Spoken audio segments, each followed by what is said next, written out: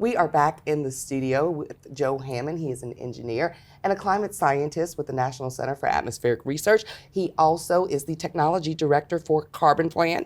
And we are going to be talking about how your work plays into some of what we're learning about with climate science and really getting a lot more people involved in looking at that carbon footprint. I work at both the National Center for Atmospheric Research, where I'm a scientist there, and I'm also the technology director, like you said, at CarbonPlan. At CarbonPlan, what we do is really trying to bridge the gap between climate policy and climate science. And we do that with a really cool team of technologists, engineers, research scientists, and also policy folks that work on a wide range of climate policy issues. Tell us just a little bit more about how CarbonPlan works. We're a nonprofit based in California, and we started right at the beginning of the pandemic in March of 2020. And our goal is really to elevate quality climate solutions and to help accelerate their deployment to help address the climate problem.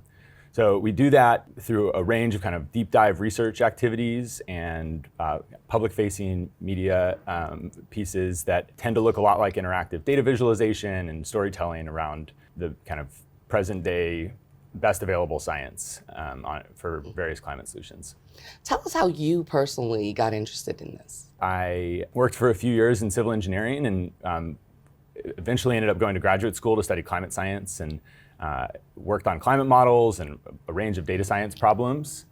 And as I was working on various climate impacts issues, I found I really wanted to be working on more direct climate solutions. A couple years ago, had an opportunity to start CarbonPlan with a few other folks. We're trying to really turn the issue around and work more on direct solutions and use the best available science to push solutions forward. And that's been a theme here with the meeting is talking about how to get those solutions out and working with different segments of society, not just in the scientific community. One of the really cool things we've been able to do at CarbonPlan over the last couple of years is to take a look at some enacted policies and to take a step back and ask how well is that program working and take a look at some specific aspects, in our case, the forest offsets program, and ask some questions about whether or not that's working as well as we thought and how it might be improved going forward.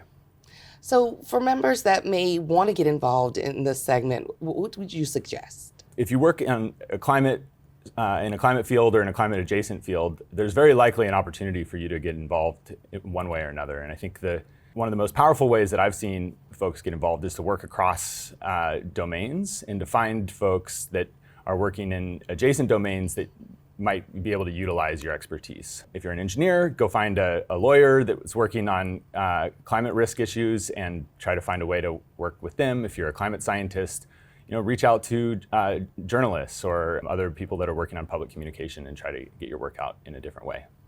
All right, well, thank you so much, Joe, for joining us today. We're going to have much more as we go on through the afternoon.